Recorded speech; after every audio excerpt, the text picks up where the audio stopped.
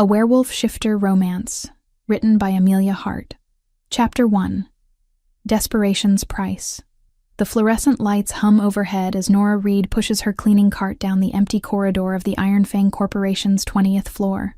It's 2:47 a.m. on a Thursday, and the building is silent except for the soft squeak of her cart's wheels against polished marble. She's worked this route for 3 months now, long enough to memorize every security camera angle, every blind spot, every pattern in the night guard's rounds. Long enough to plan what she's about to do.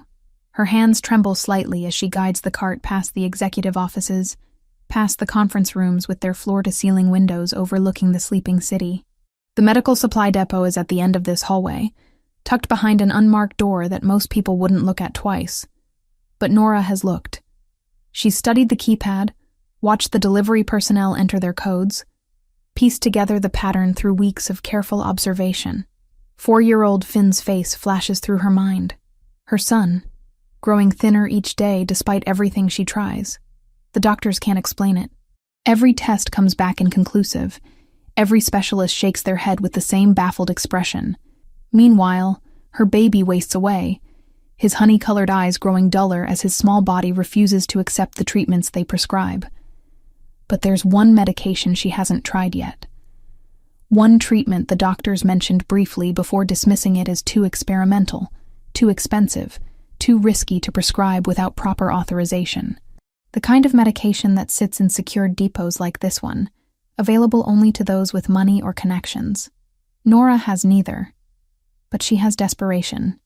And tonight, that's enough. She stops at the depot door, glancing down the hallway. Empty. The guard won't make his rounds for another 12 minutes. Her fingers hover over the keypad, and for a moment, doubt creeps in. This isn't who she is. She works 2 jobs, follows the rules, teaches Finn about honesty and doing the right thing. Then she remembers the way he struggled to breathe yesterday morning, the way his small hand felt too fragile in hers, and she punches in the code. The lock clicks. The door swings open. Inside, the depot is smaller than she expected, lined with white shelves holding neatly labeled boxes and bottles. The temperature is cool, controlled, and the air carries the sharp scent of antiseptic. Nora's heart hammers against her ribs as she moves quickly through the rows, scanning labels until she finds what she needs. Morpholin 7, the experimental treatment that might, just might, give Finn a chance. She grabs 3 bottles, shoving them into the hidden pocket she sewed into her cleaning uniform last night. Her hands shake so badly she nearly drops the 4th, catching it at the last second. The glass is cold against her palm, and guilt twists in her stomach, even as relief floods through her. She can do this. She can save her son. Nora turns to leave, and something falls from her pocket. She freezes, looking down at the small photograph lying face up on the sterile floor. It's Finn's school picture. The one where he's smiling despite his illness, his honey-colored eyes bright with the innocent joy only children can manage. She must have tucked it in her pocket this morning, a talisman to remind her why she's doing this. She reaches for it, but footsteps echo from somewhere distant in the building. The guard, making an early round. Panic surges through her, and Nora bolts, leaving the photo behind as she slips out of the depot and pulls the door shut. She forces herself to walk calmly back to her cart, to breathe normally, to look like just another exhausted cleaning woman finishing her shift. The medications feel heavy in her pocket, a physical weight that matches the guilt pressing down on her chest. But when she thinks of Finn, of giving him these treatments and watching color return to his cheeks, the guilt becomes bearable. She can live with being a thief if it means her son lives at all. Nora's apartment is on the 4th floor of a building that has seen better decades. The elevator hasn't worked in months, so she climbs the stairs, her exhausted legs protesting each step. It's almost 5 a.m. now, and she needs to catch 2 hours of sleep before her morning shift at the diner starts. Inside, their tiny 1-bedroom apartment is dark and quiet. She checks on Finn, finding him asleep in his small bed, his breathing shallow but steady. His brown curls are damp with sweat, and she gently brushes them back from his forehead. He doesn't wake, lost in whatever dreams 4-year-olds have. "I got it, baby," she whispers. "I got the medicine that's going to help you." She's halfway to the kitchen, planning to hide the bottles before catching a few hours of sleep, when someone knocks on the door. Nora's blood turns to ice. It's 5 a.m.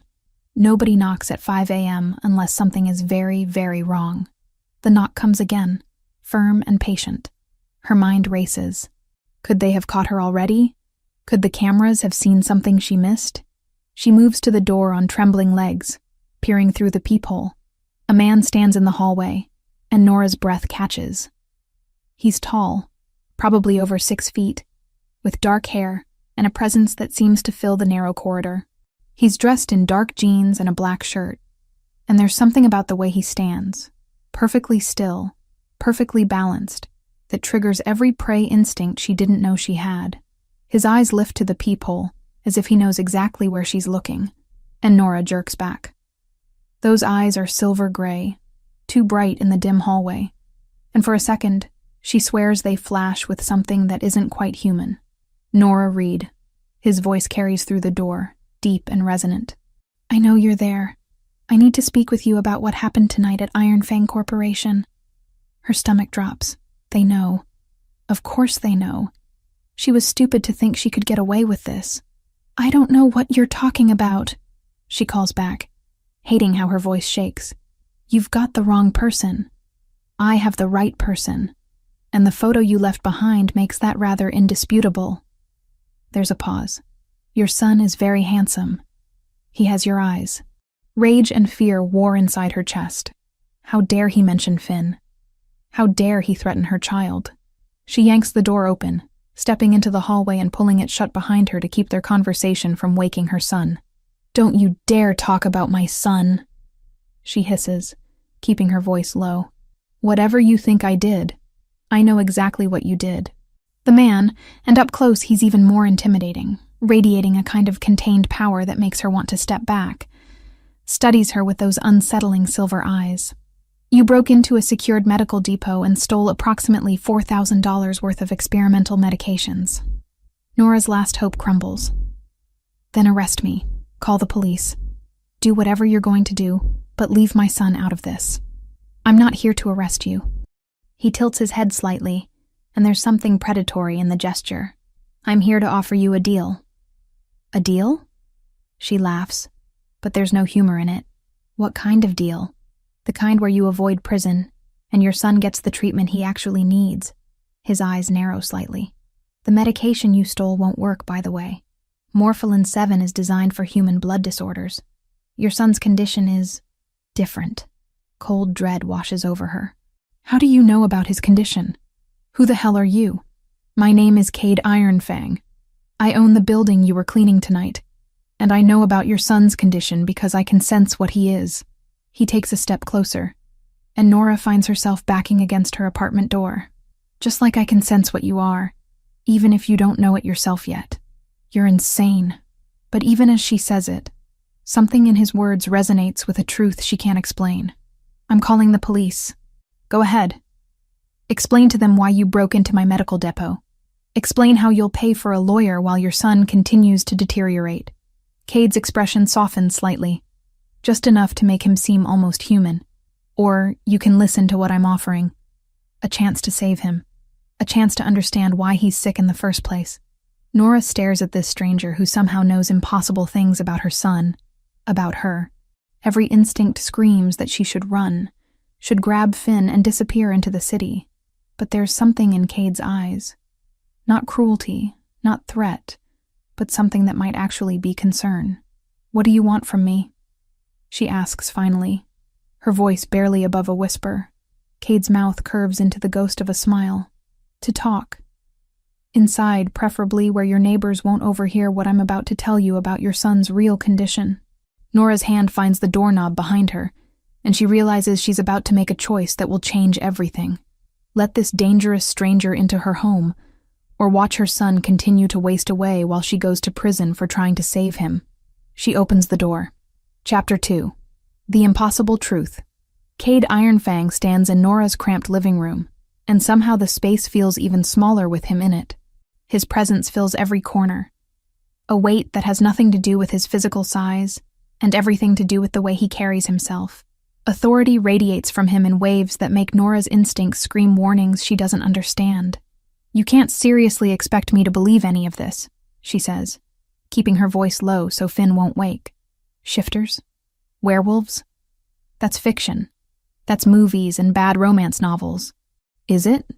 Cade moves to the window, looking out at the city beginning to wake under the pre-dawn sky. "Then explain your son's symptoms. Explain why every human doctor looks at his blood work and finds nothing wrong, while he continues to fade. Explain why you've felt different your whole life, like you don't quite fit in your own skin." Nora's breath catches.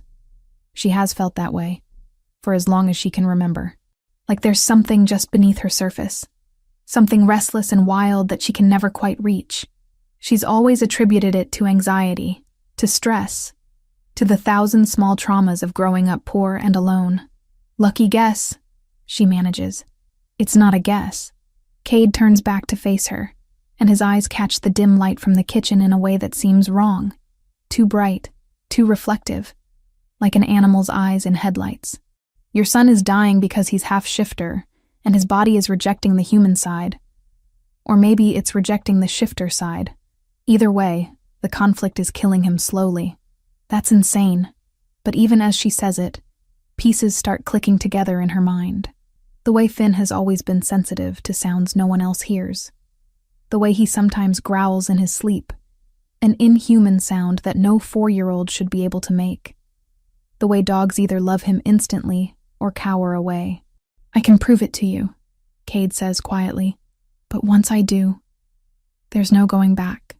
You'll know the truth about what exists in the shadows of your world. Are you ready for that?" Nora thinks about Finn sleeping in the next room, his small chest rising and falling with breaths that come too shallow. She thinks about the stolen medications in her pocket that won't work, that can't help him because his illness isn't human at all. "Show me," she says. Cade's eyes meet hers, and something passes between them. A moment of understanding, of recognition. Then he steps back, giving himself space, and Nora watches as the impossible happens. His eyes change first, the gray-silver brightening to an inhuman glow. Then his features shift subtly, becoming sharper, more predatory. It's not a full transformation. He doesn't become a wolf before her eyes, but it's enough. Enough to see the beast living just beneath his skin. Enough to know that everything he said is true. Nora's legs give out, and she sinks onto the worn couch. "Oh my God, I'm sorry." Cade's voice is rougher now, carrying an edge that wasn't there before.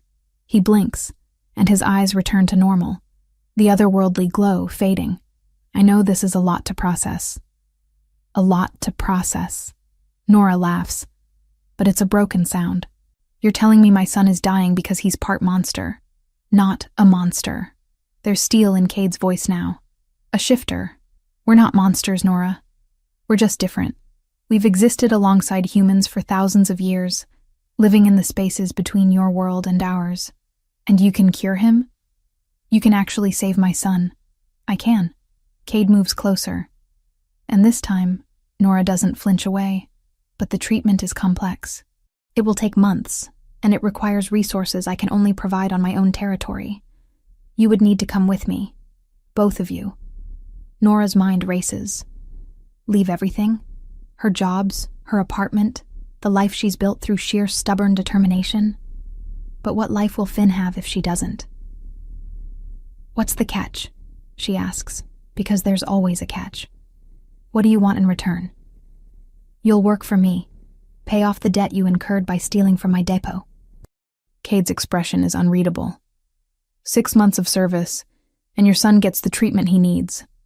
After that, you're free to go. What kind of service? Nora hates how small her voice sounds, but she needs to know. She needs to understand what she's agreeing to. "Nothing that will harm you or compromise your dignity." Cade's tone is firm.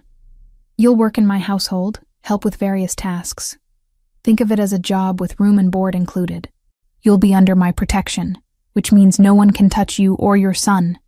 In my world, that's worth more than you realize." Nora looks toward Finn's room, where her baby sleeps, unaware that his mother is negotiating with a monster. No, a shifter, for his life. What choice does she really have? Watch him die, or trust this stranger who claims he can save him. I need to think about it, she starts to say, but Finn's voice cuts her off. Mommy? He stands in the doorway, small and fragile in his dinosaur pajamas, his honey-colored eyes wide. Who's the wolf man? Nora's heart stops. Baby, go back to bed. It's still early. He smells like the forest. Finn takes a step closer to Cade, and Nora moves instinctively to intercept. But Cade raises a hand. It's all right. He crouches down to Finn's level, making himself smaller, less threatening. Hello, Finn. Your mother is right. I am a wolf, but I'm also a man, and I'm here to help you feel better. I don't feel good, Finn admits, and the simple honesty of it breaks Nora's heart. My tummy hurts all the time, and my head feels fuzzy. I know. Cade's voice is gentle in a way Nora wouldn't have expected from someone so intimidating. But I can make that go away. Would you like that? Finn nods, then looks at his mother for permission. The trust in his eyes is absolute, and Nora realizes she's already made her decision. She made it the moment she broke into that depot, the moment she chose to do whatever it took to save her son. Okay, she says, and the word feels like jumping off a cliff. We'll come with you. But I have conditions. Cade straightens, his attention shifting back to her. Name them. I want to see where we'll be staying before I agree to anything. I want to meet the person who'll be treating Finn, and if at any point I feel like we're in danger, we leave. No arguments, no threats. We just go. Fair enough. Cade pulls out his phone. Even shifters have smartphones, apparently, and makes a call. Owen? I need you to bring the car to the address I'm texting you. We have passengers. He ends the call and looks at Nora. Pack what you need for a few days. We'll send for the rest once you've seen the estate and decided to stay. And if I decide not to stay, then I'll bring you back here, and you'll have to watch your son die slowly, while human doctors puzzle over a condition they can't understand. There's no cruelty in Cade's voice, just brutal honesty. I'm offering you a chance, Nora. The only chance your son has. But the choice is still yours. An hour later, Nora finds herself in the back of a sleek black SUV, holding Finn as he dozes against her shoulder. The city gives way to suburbs, then to open road, then finally to a private drive that winds through dense forest. The estate, because that's the only word for it, appears like something from a dream. The main house is massive, built of stone and timber in a style that somehow manages to look both modern and ancient. Smaller buildings dot the surrounding property, and Nora can see people moving between them, going about their morning routines. It looks normal, almost idyllic, except for the way everyone stops to stare as the SUV passes. They can sense you, Cade says from the front passenger seat. They know you're human, and they're curious. Curious? Nora repeats. Is that going to be a problem? Not under my protection. There's weight behind those words. A promise and a threat rolled into one. The SUV stops in front of the main house, and a woman emerges. She's in her 40s, Nora guesses, with silver streaking through her dark hair and sharp eyes that miss nothing. She's dressed in simple clothes, jeans and a sweater, but she carries herself with the confidence of someone used to authority. This is Victoria Gray, Cade says as they exit the vehicle. She's the best healer in 3 territories. Victoria, this is Nora Reed and her son Finn. Victoria's eyes fix on Finn, and Nora sees recognition flicker across her face. Bring him inside. I need to examine him immediately. The next 2 hours pass in a blur of questions, tests, and medical equipment that looks far more advanced than anything Nora has seen in human hospitals. Victoria is thorough, gentle with Finn, but relentless in her examination. She takes blood samples, checks his reflexes, asks questions about his symptoms and medical history. Finally, she steps back and looks at Nora with an expression that's equal parts concern and fascination. Your son is half shifter, she confirms. His body is trying to manifest abilities it doesn't have the genetic foundation to support. It's like having an immune system that attacks itself. Without intervention, he has perhaps 2 months left. With treatment, I can stabilize him within weeks and fully cure him within 6 months. The room tilts around Nora. 2 months. She almost waited too long. But there's something else. Victoria continues, her gaze intensifying. Your blood work shows traces of dormant shifter genetics, very faint, but present. Have you ever been told anything about your parents? Your family history? I grew up in foster care, Nora says, her voice sounding distant to her own ears. I don't know anything about my biological family. Victoria exchanges a look with Cade that Nora can't quite read. I'd like to do some additional testing. With your permission, of course. Will it help Finn? It might help us understand his condition better, yes. Then do it. As Victoria prepares to take another blood sample, Cade's phone buzzes. He steps away to take the call, his voice too low for Nora to hear. When he returns, his expression is carefully neutral. But Nora catches something in his eyes. Curiosity, maybe, or concern. I'm ordering a full background investigation, he tells Victoria. I want to know everything about Nora's family history. Quietly. Understood. Nora wants to protest, wants to demand to know why her past matters, but exhaustion crashes over her. She's been awake for over 24 hours. She's just learned that monsters are real, and her son is part of a world she never knew existed. The questions can wait. There are rooms prepared for you, Cade says, his voice gentler now. Rest. We'll talk more later once you've processed all of this. As a staff member leads them through the massive house to a suite of rooms that's bigger than her entire apartment, Nora catches sight of herself in a mirror. She looks lost, overwhelmed, completely out of her depth. But when she looks at Finn, already perking up slightly after Victoria's initial treatment, she knows she made the right choice. Whatever it costs her, whatever this world holds, she'll face it. For him, she'll face anything. Chapter 3. Territory and Threat. 3 weeks have passed since Nora arrived at the Kingdom Estate, and she's learned that adapting to a world where monsters are real is easier than she expected. Or maybe she's just too exhausted to resist anymore. Finn's transformation has been remarkable. The treatments Victoria administers twice daily have brought color back to his cheeks, energy to his small body. He runs through the estate grounds now, laughing in ways Nora thought she'd never hear again. Yesterday, she watched him play with other children, shifter children, and felt her heart expand with gratitude, even as fear whispered warnings about how different he is, how different she is. Nora herself works from dawn until evening, paying off her debt in whatever ways Cade's household requires. Some days she helps in the kitchens, learning to prepare meals for a community of 200 shifters. Other days she works in the administrative offices, filing reports and organizing documents that reference things like territorial boundaries and pack hierarchies. The work isn't difficult, but it's constant, and it keeps her too busy to dwell on how completely her life has changed. The nights are hers, though, and she spends them in the estate's library, devouring books about shifter history and law. She needs to understand this world, needs to know the rules that govern these creatures who can kill with their bare hands, but choose to live by codes older than human civilization. The books are fascinating and terrifying in equal measure, full of customs that seem both barbaric and oddly noble. Tonight she's reading about the Council of Alphas, the governing body that oversees all shifter territories in North America, when Owen finds her curled up in one of the leather chairs. Still studying? He asks, his tone gentle but amused. Owen has been kind to her these past weeks, explaining things when she's confused, never making her feel stupid for not knowing what everyone else considers basic knowledge. I'm trying to understand the difference between territorial law and pack law, Nora admits, gesturing at the heavy tome in her lap. They seem to contradict each other sometimes. That's because they do. Owen settles into the chair across from her, his red hair catching the lamplight. Territorial law governs interactions between packs. Pack law governs behavior within a pack. When they conflict, the Alpha King, Cade, has to mediate. It's one of the reasons his position exists. It seems complicated. It is, but you're learning faster than most humans would. Owen's expression grows more serious.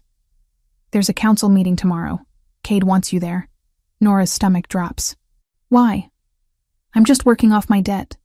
I'm not part of any of this political stuff. You became part of it the moment you set foot on Kingdom territory. The other alphas know about you.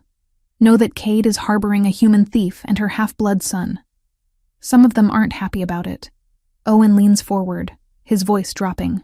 Stay in the back. Don't speak unless spoken to. And whatever you do, don't react to anything Jesse Callahan says. Who's Jesse Callahan? Alpha of the Nightfang Pack. He's been challenging Cade's authority for years, looking for any weakness he can exploit. Having you here gives him ammunition.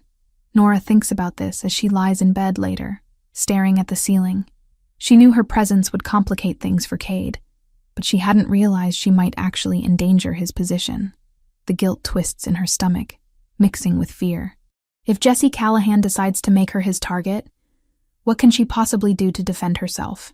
The council chamber is nothing like Nora expected. Instead of some medieval throne room, it's a modern conference hall with floor-to-ceiling windows overlooking the forest. 20 alphas sit around an enormous table, and the pressure of their combined presence makes the air feel thick, hard to breathe. These aren't just powerful people. They're apex predators barely contained in human skin.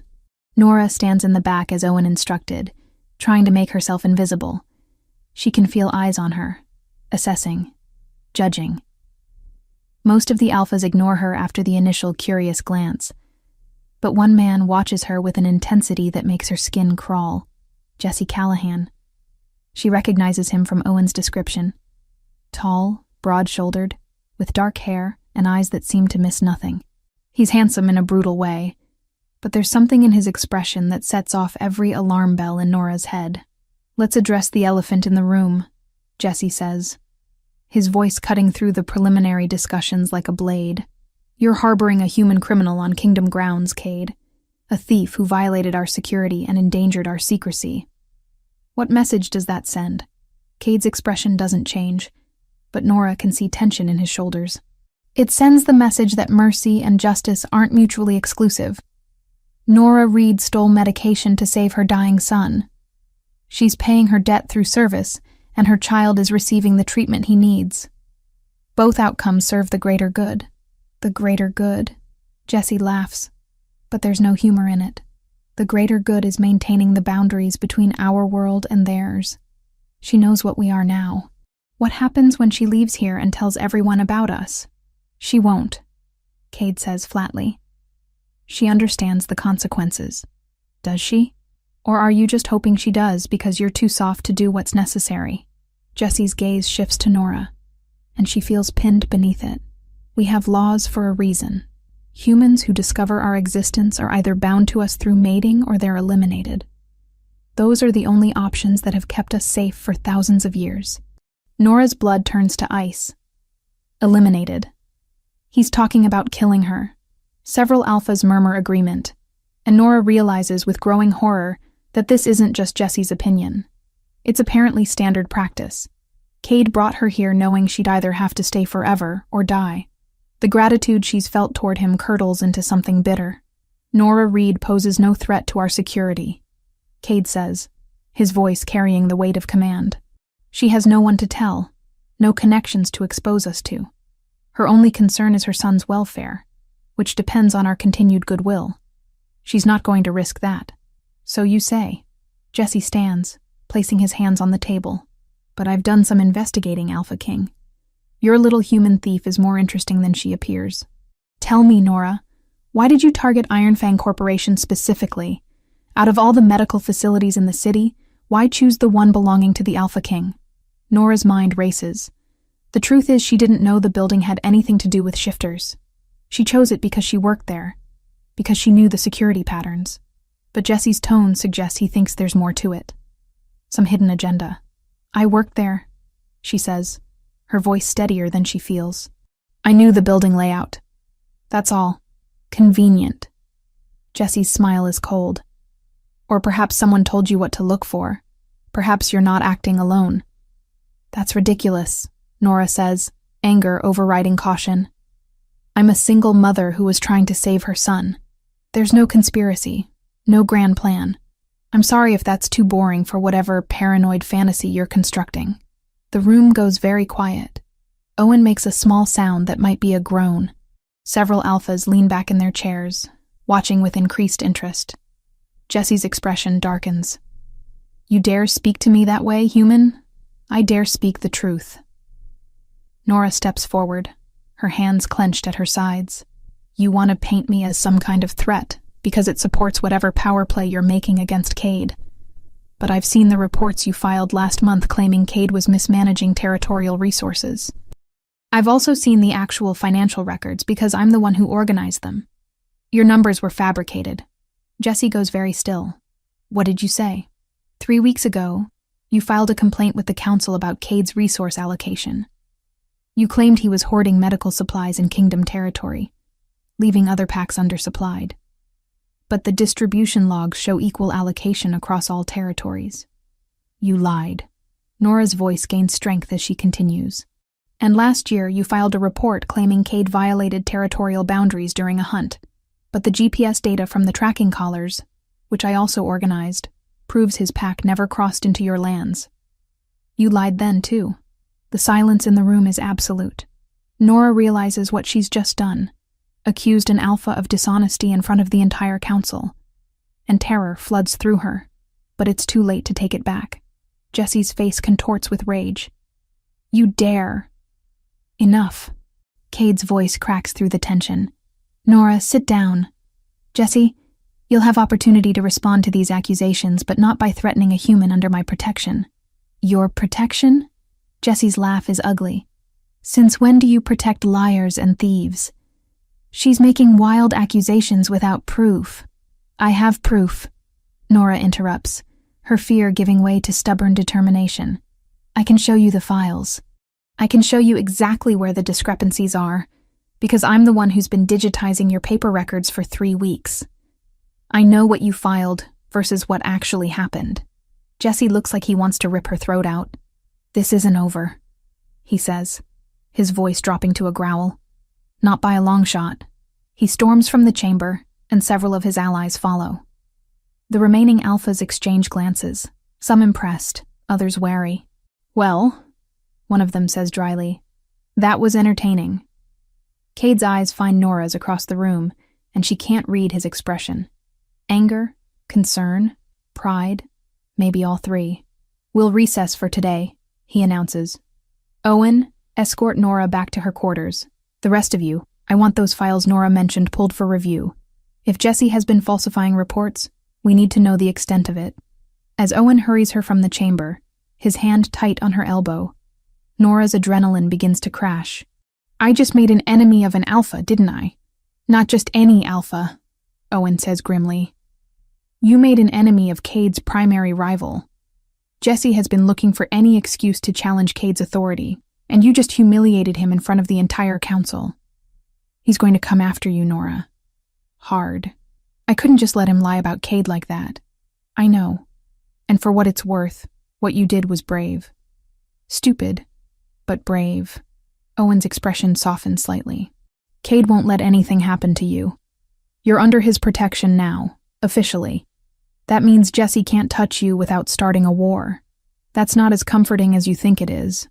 Later, after Owen has deposited her back in her rooms and left to help Cade deal with the political fallout, Nora finds Finn playing with toy cars on the floor. He looks up as she enters, his honey-colored eyes bright and healthy in ways they haven't been for months. Mommy, look how fast this one goes. He races a toy car across the hardwood, making engine noises. Nora sinks down beside him, pulling him into her arms. Whatever happens next, whatever consequences her actions bring, at least he's safe. At least he's getting better. She can face anything else as long as she has that. But as darkness falls over the estate, and she tucks Finn into bed, Nora can't shake the memory of Jesse Callahan's eyes, or the promise of violence she saw there. She's made herself a target, and she has no idea how to protect herself in a world where the monsters are real and the rules are written in blood. Chapter 4. Unexpected Tenderness. The morning sun filters through the tall windows of the training yard, casting long shadows across the packed earth. Nora watches from the covered porch as Finn runs in circles, his laughter bright and clear in the crisp air. 2 months ago, he could barely walk across a room without exhaustion. Now he moves with an energy that borders on frenetic, his small body responding to instincts he doesn't yet understand. He's getting stronger, Victoria says, appearing beside Nora with 2 mugs of coffee. She hands one over, steam rising in lazy spirals. The treatments are working better than I expected. His body is finally accepting what it is. What he is, Nora corrects quietly, wrapping her hands around the warm ceramic. A shifter. Half shifter, Victoria clarifies. But yes, in another month he'll start experiencing partial shifts. Nothing dramatic. His eyes might flash gold. His canines might extend slightly. He'll need guidance through that transition. Nora's stomach tightens with anxiety she can't quite name. I don't know how to teach him any of that. I don't even know what I am, not really. Victoria's expression softens. You're his mother. That's what matters most. But Cade has offered to help with the shifter-specific aspects. If you're comfortable with that.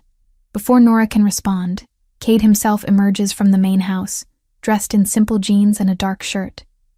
He moves across the yard toward Finn, who spots him and immediately runs over with the fearless enthusiasm only children possess. Cade, watch this. Finn demonstrates what appears to be an attempted cartwheel, landing in a tangled heap that would have worried Nora 6 weeks ago. Now she knows his shifter healing will handle any scrapes or bruises almost instantly. Cade crouches down to Finn's level, and Nora finds herself transfixed by the gentleness in his movements. This is the Alpha King, the man who commands respect from 200 shifters, who arbitrates disputes between territorial predators, and he's helping a 4-year-old dust off his knees with infinite patience. That was a good try, Cade says, his deep voice carrying across the yard. But you're putting too much weight on your leading hand. Here, let me show you. What follows is 15 minutes of Cade teaching Finn how to properly execute a cartwheel, complete with demonstrations that make the Alpha King look absurdly graceful. Finn's delighted shrieks fill the air each time he successfully completes the movement, and something in Nora's chest clenches painfully. He's good with children, Victoria observes. Always has been. I wouldn't have expected that from him. Most people don't. Victoria sips her coffee, her gaze distant. They see the Alpha King, the authority, the power, and forget there's a man underneath. A man who lost his younger sister when she was barely older than Finn is now. Nora's attention snaps to Victoria. What happened?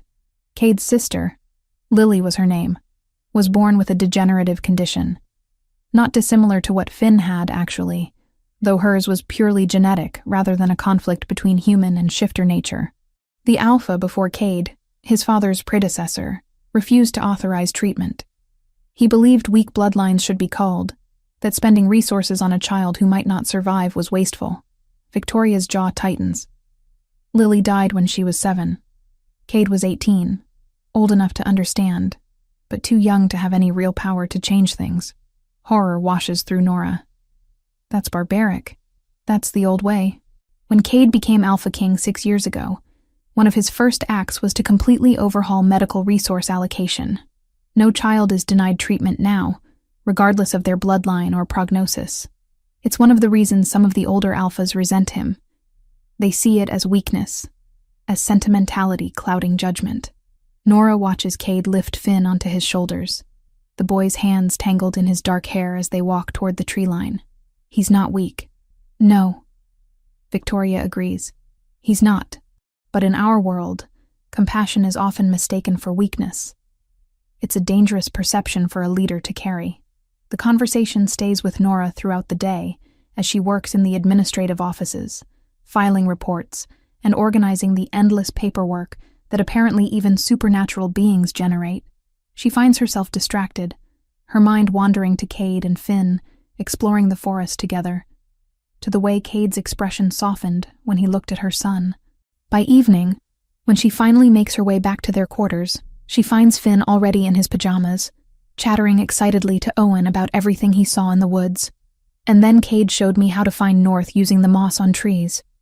And we saw deer, and he said maybe next time I can try tracking them, and Finn finally notices his mother. Mommy, we found a waterfall. That sounds amazing, baby. Nora ruffles his curls, then looks at Owen. Thank you for watching him. Actually, Cade just dropped him off a few minutes ago. Said he had council business to attend to, but wanted to make sure you knew Finn had dinner already. Owen stands, stretching. The kid's got good instincts. Cade thinks he'll be an excellent tracker once he's older. After Owen leaves and Finn is tucked into bed, still talking drowsily about his adventure, Nora finds herself restless. She should be tired. She's been working since dawn. But something pulls her toward the main house, toward the wing where she knows Cade's private offices are located. She finds him in his study, bent over maps spread across a massive desk, his dark hair falling forward as he traces territorial boundaries with one finger. He doesn't look up when she knocks softly on the open door. "Come in, Nora." She steps inside, suddenly uncertain why she came. "I wanted to thank you for spending time with Finn today. He hasn't stopped talking about it. He's a good kid." Cade finally looks up, and there's something in his silver-gray eyes that makes her breath catch. "Smart, curious, brave. You've done well with him. I've done my best." Nora moves closer to the desk, looking at the maps. "What are you working on?" "Territorial disputes. Jesse Callahan has been testing our borders again, pushing his patrols closer to Kingdom lands." Cade's expression darkens. "He's looking for any excuse to escalate. Because of me. Because he's been looking for ways to undermine my authority for years. You just gave him a convenient focal point." Cade leans back in his chair, studying her with an intensity that should be uncomfortable, but somehow isn't. "Don't take responsibility for his choices, Nora. Jesse would have found another excuse if you hadn't existed. Victoria told me about your sister." The change in Cade's expression is immediate. Surprise, then a flash of old pain carefully controlled. "Did she? I'm sorry. I can't imagine losing someone like that. Watching them suffer when treatment existed but was denied." Nora hesitates, then continues. "It explains a lot about why you helped us. Why you didn't just turn me over to the police. I helped you because it was the right thing to do." Cade stands, moving around the desk until he's close enough that she can feel the warmth radiating from him. "But yes, Lily's death shaped how I lead. I won't let politics or tradition stand in the way of saving a child. Not ever again." The conviction in his voice sends shivers down Nora's spine. This close, she can smell him. Pine and something darker. Something wild that calls to a part of her she's only recently begun to acknowledge. The attraction she's been trying to ignore for weeks flares hot and undeniable. "Nora." Her name is rough on his lips. "You should go." "Why?" She doesn't move. "Because you're under my protection, and that means certain lines can't be crossed. Because you're here because you had no other choice. And I won't take advantage of that." His hand lifts, almost touching her face before he catches himself. "Because if you stay much longer, I'm going to forget all the very good reasons why keeping distance between us is important." Nora's pulse races. She should listen, should walk away. But something reckless has taken root inside her. "What if I don't want distance?" Cade's eyes flash with something that isn't quite human. "You don't know what you're saying." "I know exactly what I'm saying." And suddenly she does. The awareness of him, the pull she's felt since that first night in her apartment, has been building into something undeniable. "I'm attracted to you, Cade. I have been for weeks. You're grateful." His voice is strained. "That's different. I can tell the difference between gratitude and attraction." Nora takes a deliberate step closer. "Can't you?" For a moment, she thinks he'll close the distance, that he'll kiss her, and they'll cross whatever line he's trying so hard to maintain. She can see the want in his eyes, feel the tension crackling between them. Then he steps back, and the moment shatters. "Victoria completed her investigation into your blood work," he says, his tone shifting to something more professional, though his eyes still burn with barely controlled hunger. "She found records. Your mother was an Omega who fled from a pack about 28 years ago. The records are incomplete. We don't know which pack yet, but we're working on it." The revelation should shock her, but somehow it doesn't. It explains the traces of shifter genetics in her blood. Explains why Finn carries abilities despite having a human father. "So I'm not entirely human," she says slowly. "No, you're not." Cade moves back to his desk, putting necessary space between them, which complicates things further. "If word gets out about your bloodline, other packs might have claims on you under old laws regarding Omega fugitives and their descendants." "Claims?" "Ownership claims. Omegas who flee their packs technically remain pack property under ancient law. Their children inherit that status. Cade's jaw tightens. It's an archaic, barbaric practice that I've been trying to eliminate, but change is slow. If the wrong people learn about your heritage before we can establish your independence legally, they could try to force you into servitude. Fear cuts through the lingering heat of attraction. You're saying I could be claimed by whatever pack my mother fled from? I'm saying I won't let that happen. There's steel in Cade's voice now. Absolute conviction. You're under my protection, Nora. That supersedes any historical claims. But we need to move carefully. We need to find out which pack your mother came from, and why she ran before someone else does. Nora sinks into one of the leather chairs facing his desk, her mind racing. Every answer seems to come with 10 new questions, and she's not sure she wants to know what other secrets her bloodline holds. Get some rest, Cade says, more gently now. We'll figure this out. I promise. As Nora makes her way back to her quarters, she can still feel the ghost of that almost touch, the heat of Cade's gaze. The attraction between them is real and growing stronger, but now it's tangled up with politics and ancient laws and dangers she's only beginning to understand. The moon rises over the Kingdom estate, and somewhere in the distance, a wolf howls. Nora stands at her window, watching shadows move through the trees, and wonders what other revelations await. Chapter 5. Ancient Claims. The alarm sounds at dawn, pulling Nora from restless sleep. It's not the gentle chime that signals morning routines on the Kingdom estate. This is harsh, insistent, the kind of sound that means danger. She's out of bed before she's fully conscious, checking on Finn, who stirs groggily in his small bed. Mommy, what's that noise? I don't know, baby. Stay here. She pulls on clothes quickly, her heart hammering. Through the window, she can see shifters moving with urgent purpose toward the main gates, and her stomach drops. Owen appears at her door moments later, his expression grim. Cade wants you in his office. Now. What's happening? Jesse Callahan is at our borders with a dozen of his pack members. He's demanding an audience with the council. Owen's jaw tightens. He's demanding you. The walk to Cade's office feels too short. Nora's mind races with possibilities, none of them good. When she enters, she finds Cade standing at the window, his posture rigid with barely controlled tension. Victoria is there too, along with several other high-ranking pack members. Nora. Cade turns, and the intensity in his silver-gray eyes makes her breath catch. Jesse has discovered something about your bloodline. Something that gives him legal grounds to make a claim on you. What kind of claim? The worst kind. Victoria steps forward, her expression apologetic. Your mother didn't just flee from any pack. She fled from Nightfang, Jesse's pack. We found birth records that match your description, your approximate age. Even the distinctive scar on your forearm that your mother apparently had as well. Nora's hand moves instinctively to the thin scar she's carried since childhood, the one her foster parents said she'd had when they took her in. How did Jesse know to look for that? Because he's been hunting for your mother's descendants for decades. Cade's voice is tight with anger. Your mother was part of a rare bloodline within Nightfang, and Jesse believes that gives him ownership rights over you and Finn under ancient pack law. Ownership? The word tastes like poison. I'm not property. Under human law, no. Under shifter law. Victoria hesitates. It's complicated. The laws regarding Omega fugitives and their descendants are ancient and problematic.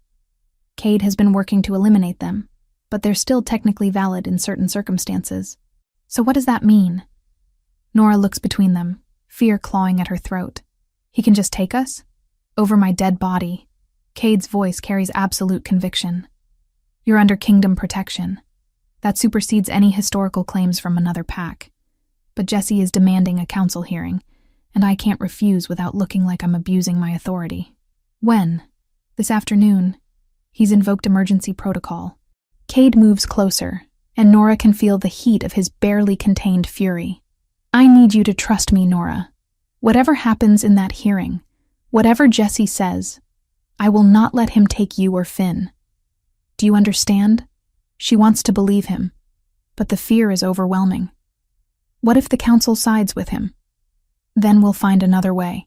The council chamber feels different this time, charged with tension that makes the air thick and hard to breathe.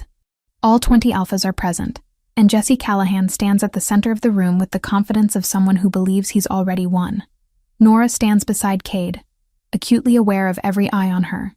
Finn is safe with trusted pack members, far from whatever is about to unfold. "Let's begin," announces Elder Thorne, the oldest alpha present. Jesse Callahan of Nightfang Pack has made a formal claim regarding one Nora Reed. "Present your evidence." Jesse steps forward, pulling out documents that look ancient, the paper yellowed with age. 28 years ago, an Omega named Sarah Reed fled Nightfang territory while pregnant. She was part of the Shadow Wolf bloodline, a rare and valuable lineage that belongs to Nightfang by right of ancestral covenant. That Omega disappeared without trace, but her child survived. His eyes fix on Nora. This woman bears the physical markers consistent with Sarah Reed's daughter. The distinctive scar pattern on her right forearm, the unusual amber gold eye color, even her facial structure matches old photographs. He spreads photos across the table. Images of a woman who could be Nora's twin, just slightly older. The resemblance is undeniable. By ancient law, Jesse continues, descendants of fugitive Omegas remain property of their mother's original pack. I claim Nora Reed and her son as Nightfang Pack members, to be returned to our territory immediately. The chamber erupts in murmurs. Some alphas nod in agreement, citing tradition. Others look uncomfortable, glancing at Cade. "Your claim is noted," Elder Thorne says. "Cade Ironfang, as Alpha King and current protector of the accused, you may respond." Cade stands, and his presence fills the room. Jesse's interpretation of ancient law is convenient, but incomplete. Yes, those laws exist, but they were written in a time when Omegas had no rights, when they were treated as property. I've been working to abolish these laws precisely because they're barbaric and outdated. Nora Reed is a free individual under my protection. She owes Nightfang nothing. She owes Nightfang her bloodline. Jesse counters. Shadow Wolf genetics are Nightfang heritage. Her mother stole that when she fled, and now I'm reclaiming what was taken. You're not reclaiming anything. You're trying to enslave a woman who's done nothing wrong. She's a thief who broke into your own medical depot, Jesse says smoothly, hardly innocent. A crime for which she's already serving restitution under my judgment. The argument continues, legal precedents flying back and forth, but Nora barely hears it. Her mind is racing, looking for solutions, for any way out of this nightmare. Her gaze falls on one of the law books she'd been studying, still sitting on a side table from the last council meeting. Trial by challenge. The ancient right that allows any shifter to contest claims against them through physical combat. She'd read about it extensively, fascinated by the brutal simplicity of it. There's another option. Her voice cuts through the argument, surprising everyone, including herself. Jesse's eyes narrow. The human speaks? I invoke trial by challenge. The words feel strange on her tongue, formal and weighted with significance she's only beginning to understand. If Jesse Callahan believes he has a valid claim on me, let him prove it in combat. If he wins, I'll accept his authority. If I win, his claim is void forever. The chamber goes silent. Several alphas lean forward with interest. You can't be serious, Owen hisses from behind her. Nora, you don't know what you're doing. I know exactly what I'm doing. She meets Jesse's gaze steadily. I read the laws. This is my right as someone with shifter blood, isn't it? Elder Thorne strokes his beard. It is, though rarely invoked by those of partial blood. Jesse Callahan, do you accept this challenge? Jesse's smile is cold, gladly, though it seems cruel to fight someone so clearly outmatched. She can barely shift, from what I understand. Then you should have no problem winning. Nora forces confidence into her voice she doesn't feel. 1 week from today. That's the traditional preparation time, correct? Correct. Elder Thorne looks to Cade. You understand you cannot interfere once the challenge is accepted? Ancient law forbids any outside help during the trial period. Cade's jaw is so tight Nora can see the muscle jumping. I understand. Then it's settled. Elder Thorne strikes his gavel. 7 days from now at dawn, Nora Reed will face Jesse Callahan in trial by challenge. The winner's claim stands absolute. As the council disperses, Jesse passes close to Nora on his way out. You just made a fatal mistake, he murmurs. I don't need to kidnap you now. I just need to wait 7 days and take you legally after I rip your throat out. We'll see." After he's gone, Cade rounds on her, fury and fear warring in his expression. "What were you thinking? He's a full alpha, Nora. He's been fighting his entire life. You can't even fully shift yet." "I was thinking that I'm not going to be property. Not his. Not anyone's." Nora's hands are shaking, but her voice stays steady. "You said yourself you can't let the council think you're abusing your authority. This way, it's my choice. My fight. It's suicide. Then teach me." She steps closer, looking up at him. "You said you couldn't interfere once the challenge was accepted. But until then, I'm still under your protection. Still learning about what I am. Teach me, Cade. Give me a chance." Owen speaks up quietly. "She's right. The law says no interference during the trial itself, but preparation is fair game." Cade stares at Nora for a long moment, 100 emotions flickering across his face. Finally, he nods. 7 days, he says grimly. 7 days to unlock abilities you should have had your whole life, to teach you to fight like a shifter, to somehow make you strong enough to survive against one of the most vicious alphas in the territory. His hand cups her face, thumb brushing her cheekbone. "You better be ready to work harder than you've ever worked in your life." "I am." "Good. Because we start now." As Cade leads her from the chamber, Nora catches Victoria's expression.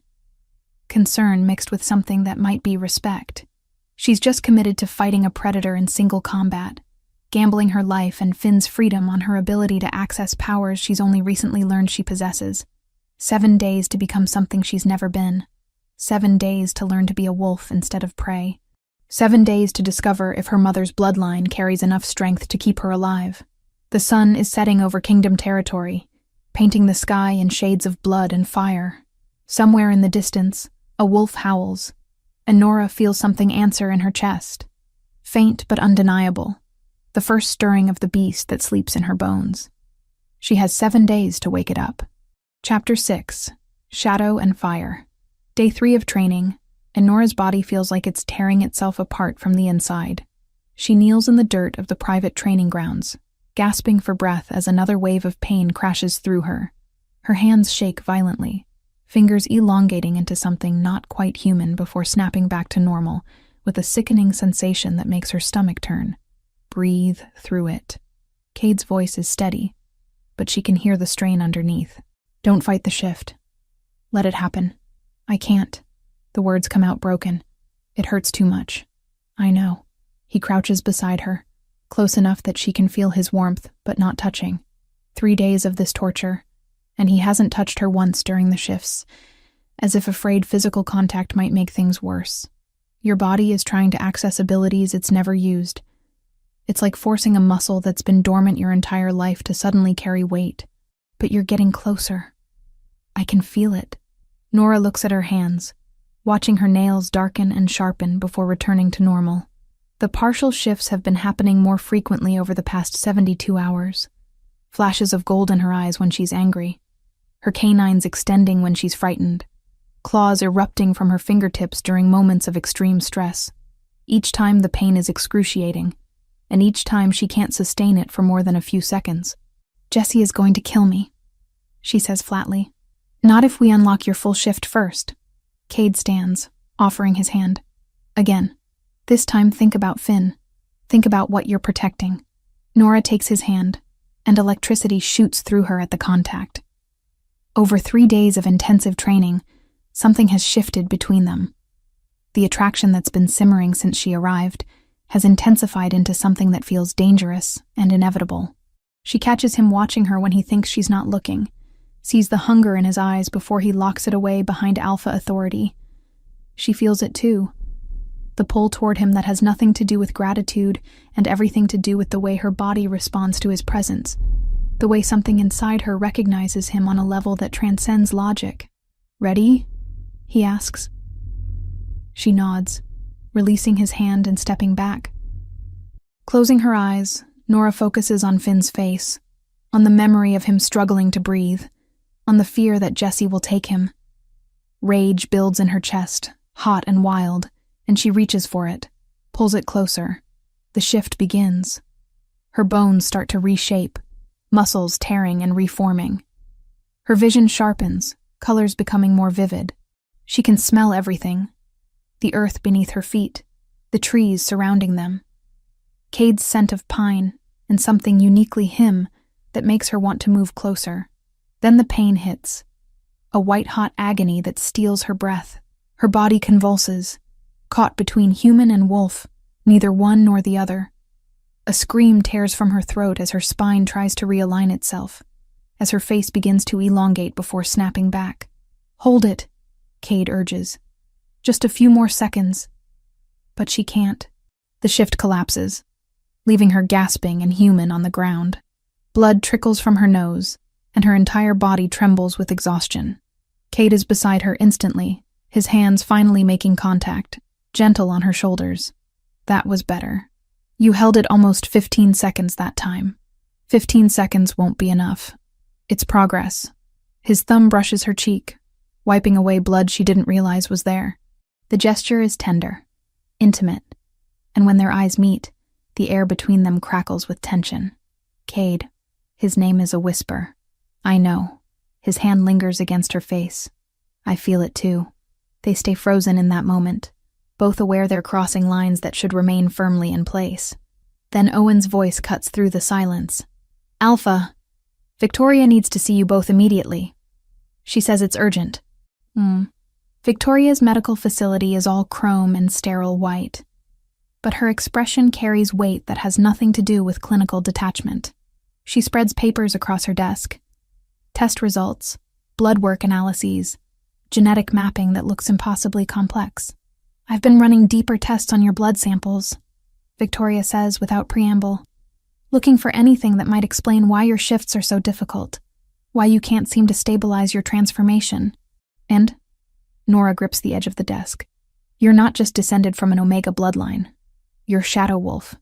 Victoria's voice carries awe and concern in equal measure. One of the rarest shifter lineages in existence. Most people believe they're extinct. Cade goes very still beside her. "Are you certain?" "Completely. The genetic markers are unmistakable once you know what to look for.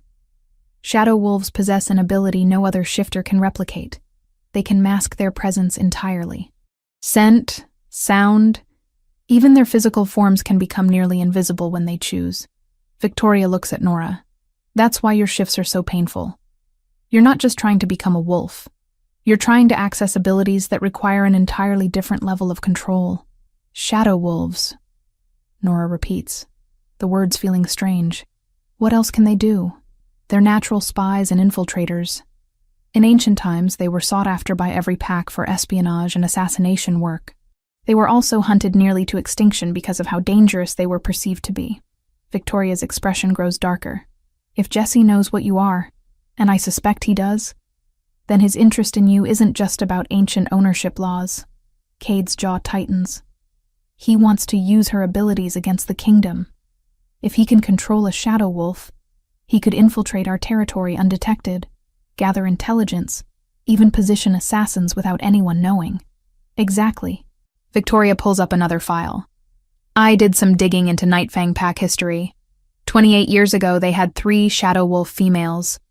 All of them fled within a 6-month period. Jesse's father was known for forcing shadow wolves to commit acts they found morally repugnant. Assassinations of rival alphas, theft of pack secrets, even murdering pack members who challenged his authority." Nora's stomach turns. "My mother fled to protect me from that. I believe so." "And Jesse has been hunting for shadow wolf descendants ever since, hoping to rebuild what his father lost." Victoria meets Nora's eyes. The trial by challenge isn't just about ownership. It's a trap with multiple outcomes that benefit Jesse. If he wins, he gains control of you and your abilities. If he loses but you kill him, you become a murderer in front of the entire council, which could turn public opinion against Cade for harboring you. If Cade interferes to save you, he breaks ancient law and loses credibility as Alpha King. "And if I win without killing him?" Nora asks. "Then Jesse's claim is void forever, and you remain free." Victoria's tone suggests she doesn't believe that outcome is likely. "But Nora, You need to understand what you're up against. Jesse has been an alpha for 20 years. He's killed challengers, survived pack wars, and he fights with the ruthlessness of someone who's never known defeat. Your partial shifts won't be enough. The room falls silent, the weight of Victoria's words settling over them. Nora thinks about Finn sleeping safely in their quarters, unaware his mother is preparing to fight a monster to keep him free. She thinks about the pain of the partial shifts, about how her body rebels against becoming what it should naturally be. There has to be a way to accelerate the process, Cade says finally. Some way to push through her body's resistance. Victoria hesitates. There is one method, but it's dangerous and incredibly painful. Tell me. Forced transformation through the mate bond. Victoria's gaze moves between them. If a potential mate's presence can trigger protective instincts strong enough, it can override the body's natural resistance to shifting.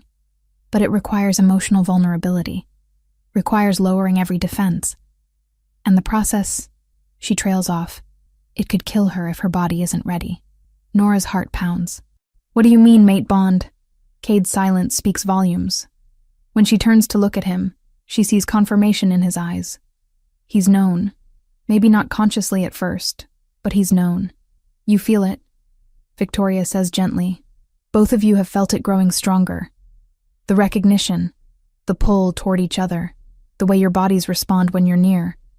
That's a mate bond forming. It's rare between an alpha and someone of mixed blood, but with Shadow Wolf genetics. She shakes her head. Your bloodline is powerful, Nora. Powerful enough to call to an alpha king. Nora can't process this. The attraction she's felt, the connection she's tried to dismiss. It's not just chemistry. It's something fundamental, something written into her very DNA. I can't ask you to do this, Cade says, his voice rough. The mate bond isn't something to manipulate for tactical advantage. It's what we have, Nora interrupts. 4 days until the trial, and I can barely hold a partial shift for 20 seconds. If this is our best option, then we take it. You don't understand what you're agreeing to. The emotional connection required, the vulnerability. I understand that if I don't figure out how to shift completely, Jesse wins. And if Jesse wins, Finn grows up as property, trained to be an assassin or a spy, or whatever else Jesse wants to use him for. Nora stands, facing Cade fully. I understand that you've been protecting us since the night you showed up at my door.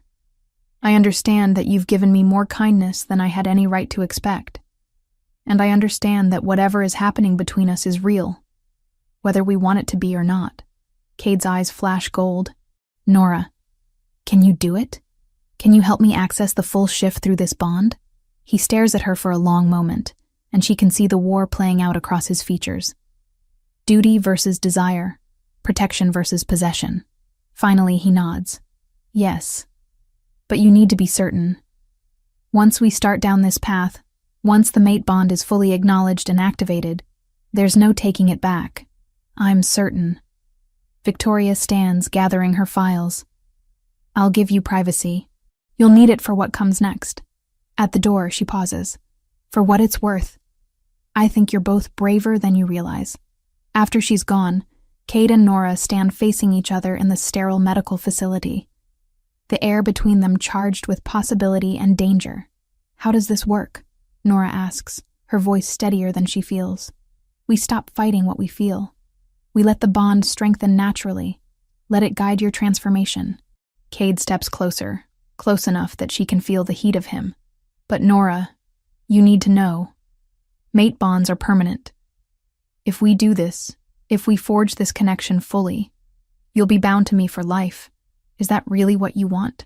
She thinks about the past few weeks, about how safe she's felt here despite the danger, about the way Cade looks at Finn with gentle patience, about the electricity that sparks every time they touch. Ask me again after I survive the trial, she says. Right now, I just need to make sure Finn has a future. Everything else can wait. Cade's laugh is low and pained. Always protecting others, never yourself. That's what mothers do. That's what shadow wolves do too, apparently. Victoria sent me the full history files. Your ancestors weren't just assassins and spies. They were protectors, guardians who use their abilities to defend those who couldn't defend themselves. His hand cups her face, and this time he doesn't pull away. You're more like them than you know. When he kisses her, it's gentle at first. A question rather than a demand. But Nora's response ignites something wild in both of them. The kiss deepens, becomes desperate, and she feels heat flood through her body that has nothing to do with shifting and everything to do with him. Power surges between them, the mate bond flaring bright and undeniable. Nora gasps against his mouth as her body responds. Her wolf rising closer to the surface than it's ever been. Her vision sharpens, her hearing intensifies, and for just a moment, she feels what it's like to be whole. Then the pain hits, and Cade holds her as her body convulses with another partial shift. But this time, when she comes back to herself, something has changed. The bond between them pulses strong and steady, a golden thread connecting her heart to his. 4 days, she whispers against his chest. We have 4 days to make this work. Then we'd better not waste them. Outside Victoria's facility, the moon rises full and bright over kingdom territory. Somewhere in the forest, wolves run free, and Nora can almost imagine what it will feel like to join them. Almost imagine becoming the predator instead of the prey. 4 days until she faces Jesse Callahan in combat. 4 days to unlock abilities that have been dormant her entire life. 4 days to discover if a mate bond can be the key to survival. The shadow and the fire intertwined. It's either salvation or destruction. She's about to find out which. Chapter 7. Blood and Shadow. Dawn breaks cold and pale over the kingdom estate. Nora stands at the window of her quarters, watching the arena being prepared below. Wooden barriers have been erected, creating a circular space where dozens of alphas already gather, their breaths misting in the morning air. This is it. 7 days of brutal training, of partial shifts that tore her apart and barely stitched her back together, all leading to this moment. Mommy? Finn's small voice makes her turn. He stands in his pajamas, his honey-colored eyes, so much like hers, wide with concern. Are you leaving? Just for a little while, baby. She kneels, pulling him close. His heartbeat is steady and strong now, so different from the fragile flutter it used to be. Whatever happens today, at least she gave him this. Health. A future. I'll be back soon, I promise. Owen says you're going to fight a bad wolf. Finn's lower lip trembles. What if he hurts you? Then I'll hurt him back. She tries to smile, but it feels wrong on her face. Remember what Cade taught you about being brave? Sometimes being brave means fighting for the people you love. I love you, Mommy. I love you too, Finn. More than anything. She kisses his forehead, breathing in his scent, committing it to memory, just in case. Owen arrives to take Finn somewhere safe, somewhere he won't have to watch his mother possibly die. As they leave, Cade appears in the doorway. He's dressed simply. Dark jeans, a black shirt, but there's something in his posture that speaks of barely controlled violence. How are you feeling? He asks. Terrified. The truth comes easily now. 7 days of forced vulnerability through the mate bond has stripped away her ability to lie to him. I can feel the shift closer now, but I don't know if I can hold it long enough. What if I freeze? What if the pain... You won't freeze. Cade crosses the room, cupping her face in his hands. You're the strongest person I've ever met, Nora. You stole from me to save your son. You stood up to Jesse in front of the entire council. You've endured pain that would have broken most shifters and kept pushing forward. You won't freeze. The mate bond pulses between them, warm and steady. It's grown stronger over the past week, fed by stolen moments of connection. His hands teaching hers how to fight, their bodies learning each other's rhythms, their wolves recognizing what their human halves were afraid to admit. If I don't make it, don't. His voice cracks. Don't say it. If I don't make it, she continues firmly. Promise me you'll protect Finn. Promise me he'll grow up free. That he'll never be what Jesse wanted to make him. I promise. Cade's forehead rests against hers. But you're going to make it. You're going to walk out of that arena, and then we're going to figure out what comes next. Together. When he kisses her, it's desperate and tender. A goodbye that neither of them wants to say. The mate bond flares bright, and Nora feels her wolf stir in response, closer to the surface than it's ever been. "It's time," Owen calls from the doorway. The arena is packed. Every alpha from the council is present, along with their senior pack members. Nora spots Victoria in the crowd, her expression carefully neutral. Owen stands near Cade, who's positioned himself where ancient law demands. Close enough to witness, but far enough to prove he won't interfere. Jesse Callahan waits in the center of the arena, already in wolf form. He's massive, his dark brown fur rippling over muscles honed by decades of combat. His eyes are cold and calculating as they track Nora's approach. This is a predator who's killed before, who knows exactly how to end a life efficiently. Nora steps through the barrier, and the crowd's murmur dies. She's dressed in simple clothes that will tear easily when she shifts, if she shifts. The morning air is cold against her skin, and she can smell everything with her enhanced senses. Blood from old fights soaked into the dirt. Jesse's confidence, Cade's barely controlled fear. Elder Thorne steps forward to recite the ancient words that bind them to this trial. Nora barely hears him. Her entire focus is on Jesse, on the way he moves, on calculating angles and distances like Cade taught her. She reaches for her wolf, feeling it coiled inside her, waiting. "Begin," Elder Thorne declares. Jesse doesn't waste time on posturing. He lunges, a blur of fur and fangs that covers the distance between them in seconds. Nora dodges, but his claws catch her shoulder, tearing through fabric and skin. Pain explodes through her, and blood flows hot down her arm. The crowd gasps. First blood to Jesse. He circles her, teeth bared in what might be a wolf's version of a smile. He's playing with her, she realizes, demonstrating to everyone watching just how outmatched she is, how foolish her challenge was. Nora reaches for the shift. Her bones begin to reshape, her vision sharpening. But the pain hits like it always does, stealing her breath, and the transformation stutters. She's caught in that agonizing space between human and wolf. Neither one nor the other. Jesse strikes again. His jaws close around her leg, and Nora screams as fangs pierce muscle.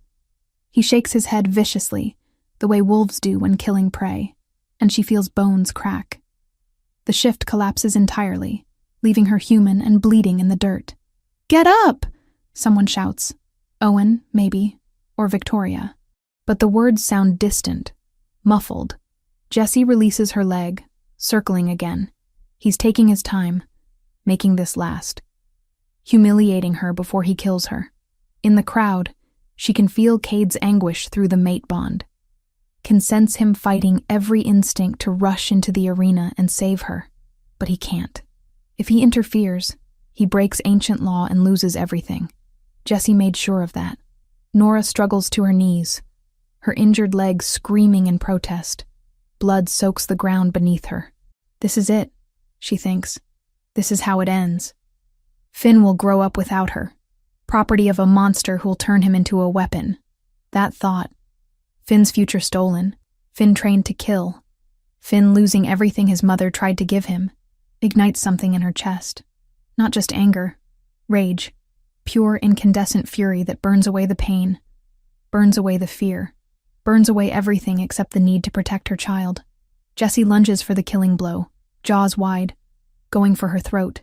The shift hits like lightning. Nora's body explodes into transformation, but this time there's no pain. There's only power, only rightness, only the feeling of finally becoming what she was always meant to be. Her bones reshape in seconds, her muscles reforming, fur erupting across her skin. The world shifts into sharper focus, colors more vivid, scents more complex. She meets Jesse mid-lunge as a wolf, but not just any wolf.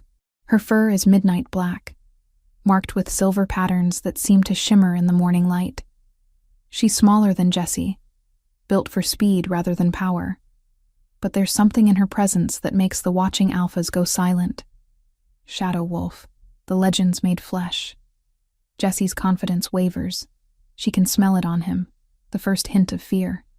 They collide in a tangle of fur and fangs. Jesse has experience, but Nora has instinct, has abilities coded into her DNA that her wolf knows how to use even if her human mind doesn't.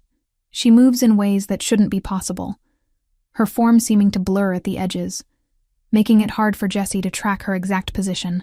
When she strikes, it's surgical, a bite to his shoulder that tears muscle, claws raking across his ribs. She's not trying to kill him. Some part of her human consciousness is still present, still making choices.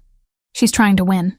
Jesse rallies, his superior size and strength turning the tide briefly. He manages to pin her, his jaws closing around her throat. The crowd holds its breath. One bite, and it's over. But Nora's shadow wolf abilities activate fully for the first time. Her scent disappears entirely, confusing Jesse's senses. In that moment of confusion, she twists free, using her smaller size to slip from his grip. The fight becomes brutal, vicious, neither giving ground. Blood stains the dirt, both hers and his. Nora can feel her strength waning, can feel her body wanting to collapse from the sheer energy required to maintain both the shift and her shadow abilities. But every time she considers giving up, she thinks of Finn, of his laugh, of his questions about why the sky is blue and whether wolves dream, of his absolute trust that his mother will always protect him. She finds strength she didn't know she possessed. Jesse makes a mistake. He overextends on a lunge, and Nora sees her opening. She moves like water, like shadow, getting inside his guard. Her jaws close around his throat, not hard enough to tear, but hard enough to make her point. She has him. She can end this right now. The arena goes silent. Jesse goes still beneath her, recognizing defeat. One bite, and he dies. Everyone knows it. But Nora releases him. She steps back, shifting to human form, despite the exhaustion that makes her legs shake. Blood runs from a dozen wounds and her leg might be broken. But she's standing. She's alive. I win, she says, her voice carrying across the arena. Your claim is void. Jesse shifts human, clutching his torn shoulder. His expression is twisted with humiliation and rage. For a moment, Nora thinks he might attack again, might refuse to honor the trial's outcome. Then something in him breaks. Maybe it's the defeat, or maybe it's the weight of decades of plots finally collapsing. You want to know why I really wanted you? His laugh is bitter. The shadow wolf abilities were valuable, yes, but the real plan was simpler. I needed you to infiltrate Kingdom territory, to use your abilities to position assassins. I was going to force you to kill Cade, or watch your son die slowly.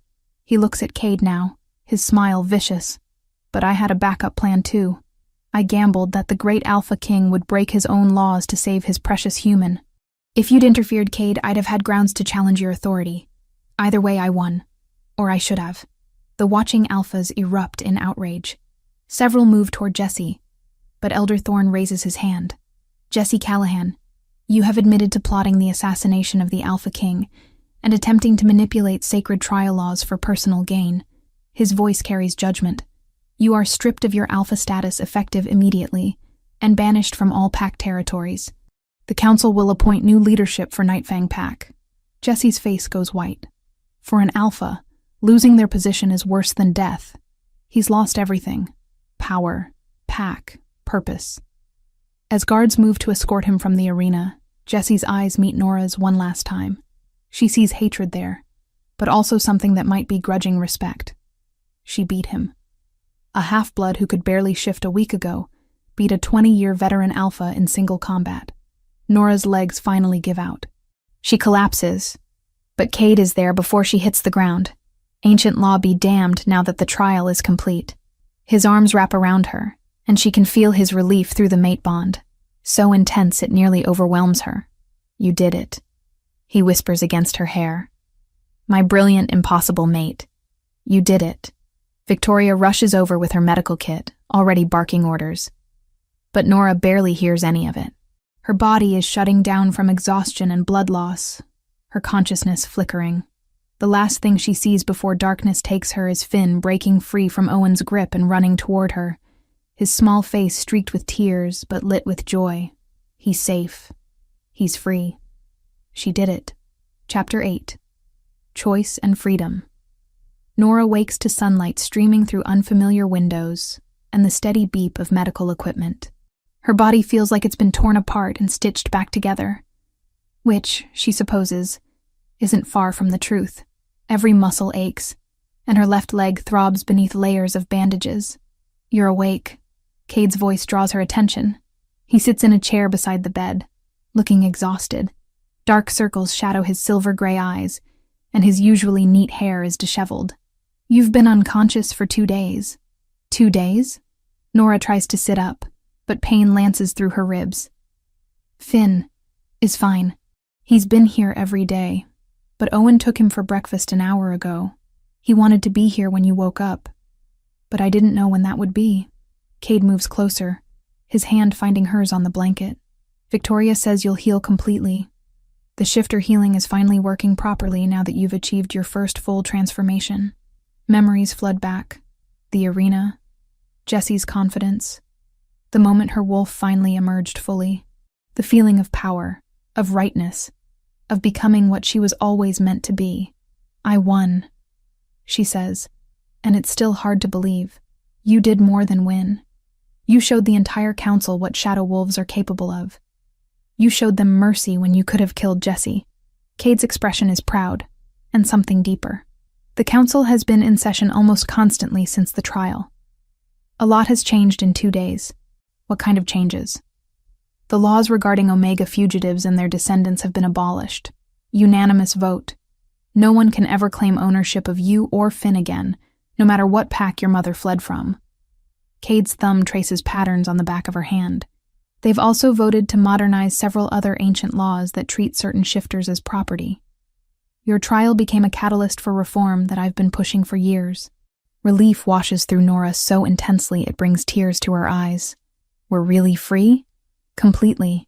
Legally recognized as independent shifters under kingdom protection. Cade pauses. There's more. The council wants to formally acknowledge your bloodline. Shadow wolves were nearly driven to extinction because people feared them. But you've shown that fear was misplaced. They want to extend an official apology to your mother's line and offer reparations. Reparations? Nora laughs, but it hurts her ribs. What does that even mean? Territory, if you want it. Resources to rebuild shadow wolf knowledge and traditions. Recognition as a distinct bloodline with full rights within shifter society. Cade's gaze intensifies. They're offering you a position on the council itself, Nora. A seat at the table where decisions are made. The magnitude of this hits her. Weeks ago, she was a struggling single mother who didn't even know shifters existed. Now she's being offered political power in a world she's barely begun to understand. I don't know if I'm ready for that. You don't have to decide now. The offer stands whenever you want to accept it. Cade's expression shifts to something more vulnerable. But there's something else we need to discuss. The mate bond. Nora's breath catches. The bond still pulses between them, warm and steady. But in her exhausted state, she hasn't had time to process what it means. During the trial preparation, we activated the mate bond to help you access your shift. It worked, obviously, but Nora, you need to understand what that means. Cade's voice is careful, measured. Mate bonds are permanent. Once fully formed, they don't break. You'll always feel me, always be drawn to me, and I'll always feel you. It's not something that can be undone. I know. And she does.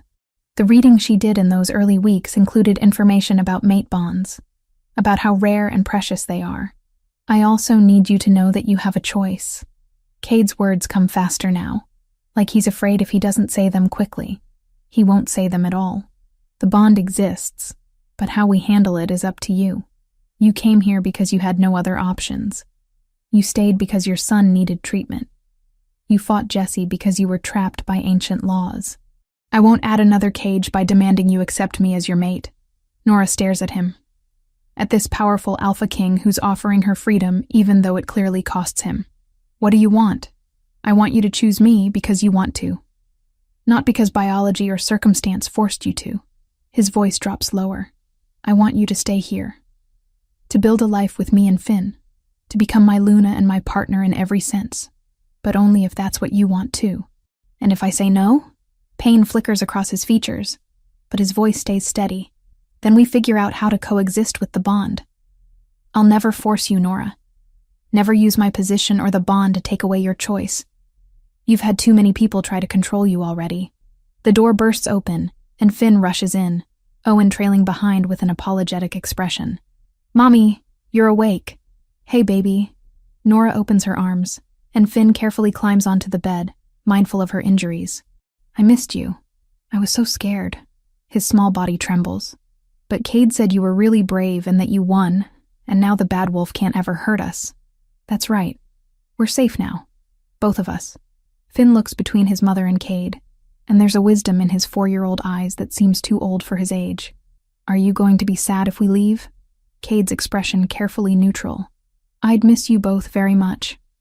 But your mother gets to decide where you live and what's best for you. I like it here, Finn announces. I have friends, and Victoria lets me help in the medical place, and Cade teaches me stuff about wolves. Can we stay, Mommy? Please? Nora looks at her son, at the health and happiness radiating from him. Such a stark contrast to the sick child she was so desperate to save just months ago. Then she looks at Cade, at the man who's shown her more genuine care and respect than anyone in her life.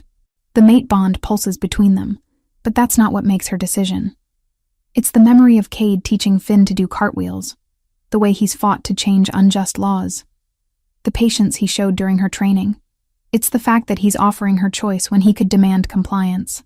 I spent my whole life being defined by what I had to do to survive, Nora says slowly. Working jobs I hated because I needed money. Stealing because I needed medicine. Always reacting, never choosing. For once, I want to do something because I want to, not because I have to. Cade's expression is carefully guarded, braced for rejection. I want to stay. The words come out clear and certain. Not because of the mate bond. Not because Finn is happy here. Not because I owe you. I want to stay because when I think about my future, you're in it. Because I've fallen in love with you somewhere between the terror and the training and the impossible situations you kept pulling me through. The tension in Cade's shoulders releases. You're sure? I've never been more sure of anything. Nora reaches for his hand, and when their fingers intertwine, the mate bond flares bright and warm. Ask me properly. A smile breaks across Cade's face, transforming him from intimidating alpha king to just a man in love. He kneels beside the bed, careful not to jostle her injuries, and takes both her hands in his. Nora Reed, will you be my mate? Will you stand beside me as my equal, my partner, my Luna?